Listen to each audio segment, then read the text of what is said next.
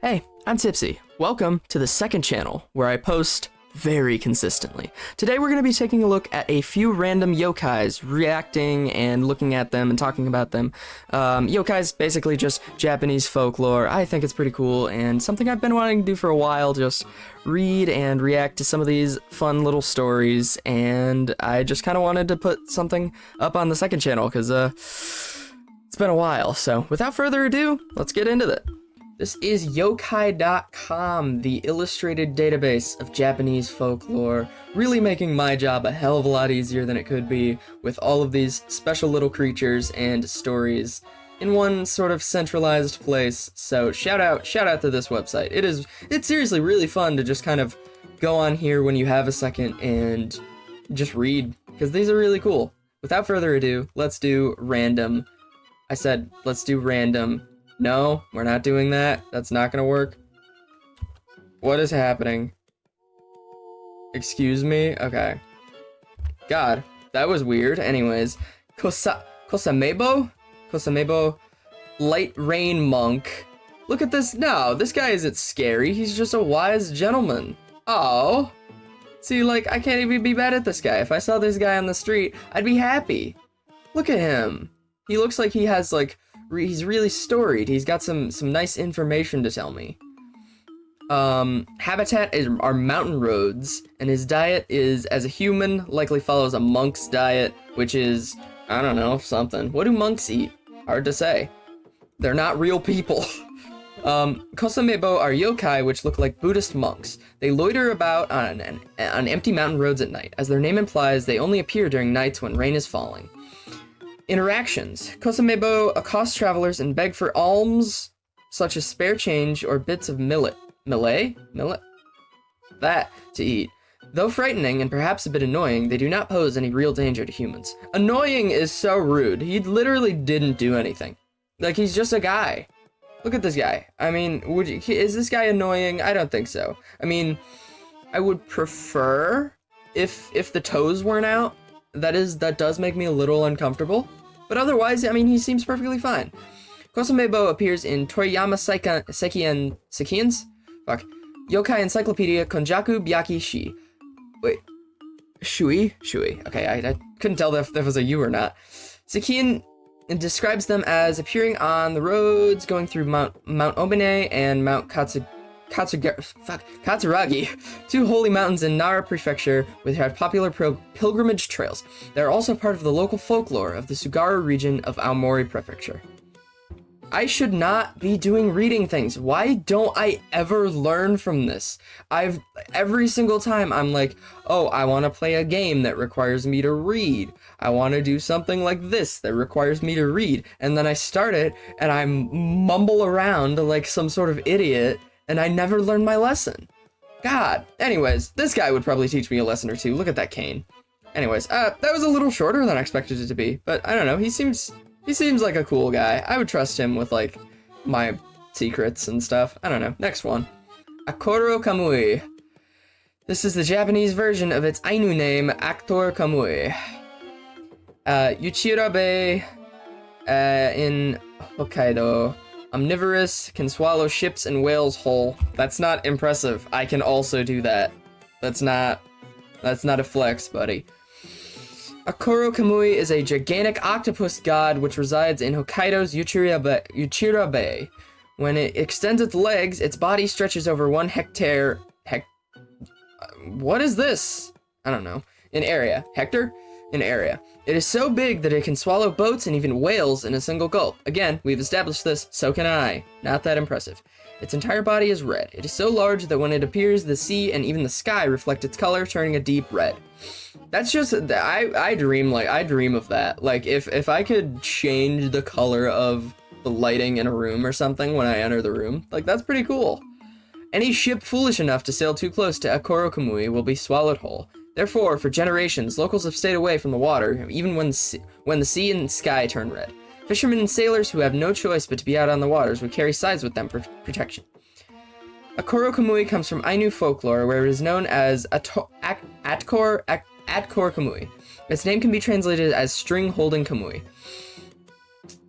String holding likely refers to the octopus's string-like tentacles, while kamui is an Ainu term for a divine being, similar to the Japanese term kami. In Ainu folklore, Akoro Kamui is both revered and feared as a water deity, specifically as a lord of Uchira Bay.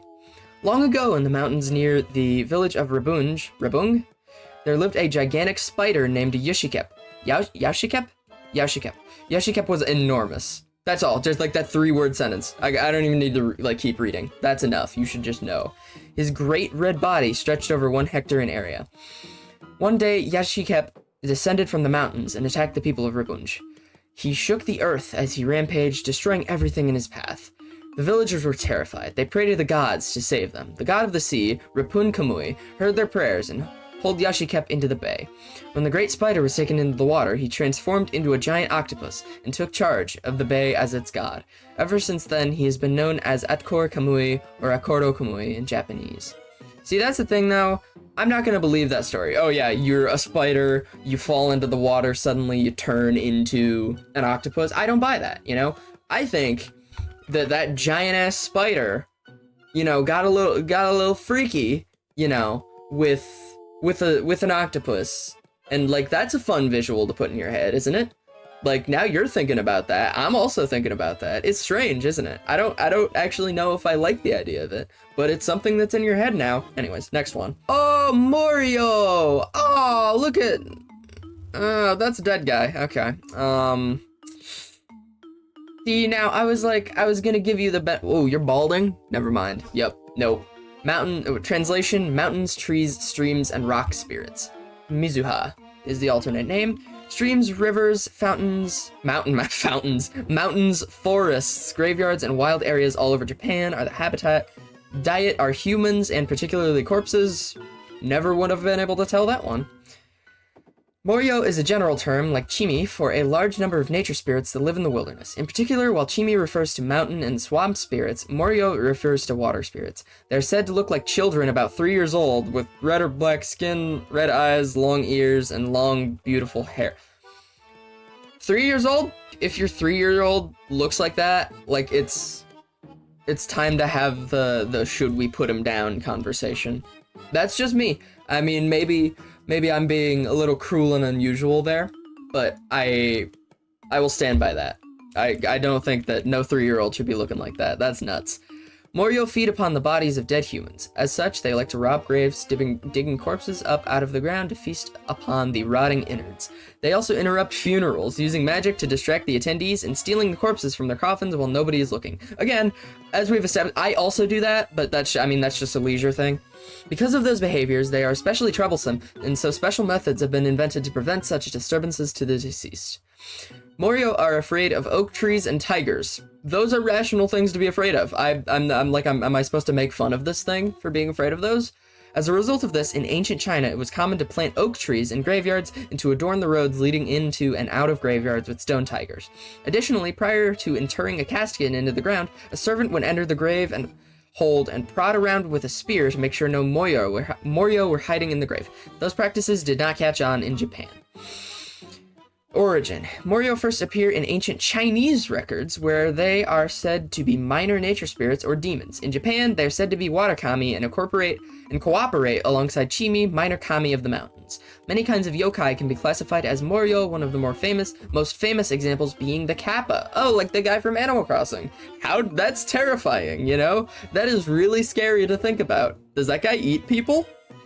In Mimibukuro, a collection of folktales collected during the Edo period, a story of Morio disguised as a human is recorded. A government official named Shibata had a very loyal servant who, one evening, out of the blue, informed Shibata that he would be leaving his service. When asked why, the man replied that he was not actually a human, but Morio in disguise, and his turn had come up to steal corpses. Thus, the next day, as one does, I mean, everyone has that turn that they have to go and leave their job to go steal corpses. It happens to everybody. Thus, the next day, he would have to travel to a nearby village and do his duty as a Morio. Sure enough, the next day, the servant had vanished, and at the same time, in the village he had mentioned, dark clouds suddenly descended upon a funeral service. When the clouds cleared away, the corpse was missing from the coffin! No! I like the exclamation point there, it feels very unnecessary. This is cool. I mess with this. Not so much the whole, like, eating people or, like, being in the water or being that ugly. But, like, otherwise, like, you seem like a pretty cool person to be around. Like, I can't be too mad at you, buddy. Next, oh my god. Oh, buddy, are you okay? This isn't, like, this isn't folklore. This is just a dying man. This is just like all of those pictures of like the, oh, oldest person in the world right now, like oldest living person in the world. All of those pictures just look like this guy. So like I reject this fundamentally, but let's see what Kazenbo has to talk about. Monk in the Flames habitat is Toribeyama, a mountain in Kyoto, and its diet is none.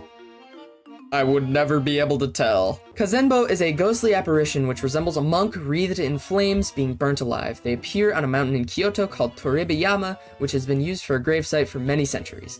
Kazenbo appear occasionally to the viewers to the mountain. To visitors of the mountain. Why did I say viewers? God. They don't do anything harmful, but, I mean, yeah, their horrific appearance is very disturbing. You don't have to tell me twice. I'm just being very horrible to this thing. It's just a monk.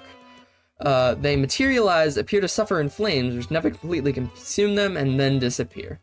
During the Heian period, Toribeyama was an important burial ground and cremation site, especially for the nobility of the city. During major epidemics, many deceased bodies were burnt there. It is said that it was an unending column of smoke rising from the mountains from all the burning bodies. Towards the end of the 10th century, a number of monks decided to offer themselves up in ritual sacrifice by fire. They believed that in doing so, they would rid themselves from their worldly attachments along with their bodies and achieve enlightenment.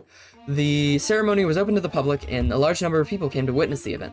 Why? That's morbid. Why would you do that? Like, it's like, I like to imagine that was like 10th century Japan's idea of like taking your kids to Disney World.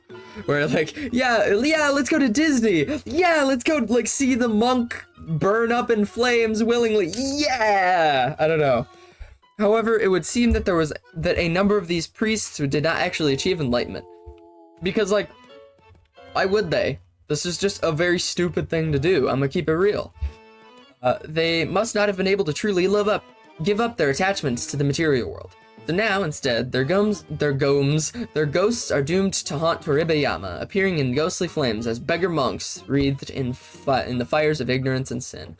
Oh, again, just like me. This is my lived experience. I want to keep this one short, so I think this is gonna be our last one for now. And boy, what a doozy to end off on! What in the world? Who did this to you? Who did this to you? Okay, wait, I'm gonna look this one up because I'm not too sure. Alright, we're back. It's a Kyokagen. Translation is a hairy, fluffy sight, alternatively rare and dubious thing. Which fits both, I mean, that fits both of those descriptions to the letter. Look at this. Look at this guy. Habitat is damp homes, dirty gardens, moldy closets, and under floorboards, which is where I record from. And its diet is mold, dirt, and garbage. Oh, that's a little too relatable. Kyokagen are filthy monsters, commonly found in populated areas. That's not very nice. That's a fine, horrible creature. I don't like that one, really. There's the size of a small dog and appears a mass of long, dirty hair. Kyokagen make their homes in cool, damp, dark places. They're particularly fond of living under floorboards and around run-down homes, where stuffiness, moisture, and lack of human activity create the perfect breeding place for sickness. Despite their apparent cuteness, Kyokagen do not make good pets. That's subjective. Thank you very much. They are actually kind of a minor spirit of bad luck, disease, and pestilence.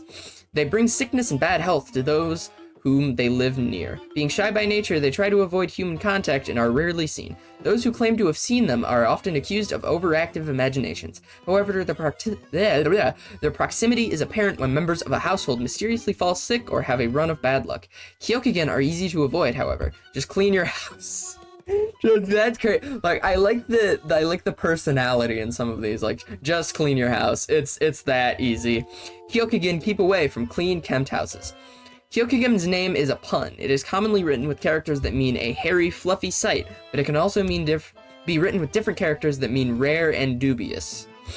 And what a rare and dubious and to a rare and dubious video on the second channel. My goodness, I seriously am going to start trying to post here more, I promise. But man, what a fun run we had. This was really interesting to sort of look into some of these yokais. I was originally gonna do a video about SCPs, but that kind of felt like more of a commitment. Like, that felt like something that I wanted to dedicate more time to than just doing like a, how long have I even really been recording here? I've been recording for just under 20 minutes. I have no idea how long the actual video is gonna turn out. But like, doing an SCP deep dive, or even just like a base dive, is a lot more in depth than just kind of reading a few paragraphs off for the yokais. So that's gonna be all from me for now.